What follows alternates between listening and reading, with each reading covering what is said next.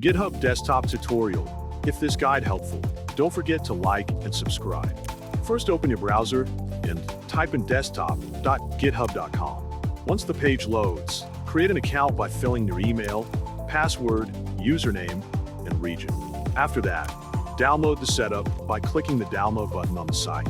When the setup file has finished downloading, proceed to install the app on your computer.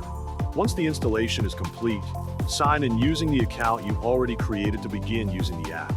If you're already signed in, you are now ready to use GitHub Desktop. To start, select the option to create a new repository on your hard drive. In this step, you can set your repository name, add a description, and choose the location on your computer where the repository will be stored. You also can set the repository license if you have the license. After creating the repository, you must publish it to GitHub. There's an option to publish your repository, and you can choose either GitHub or GitHub Enterprise. Once your repository is published, there will be an option to view the repository that you just published.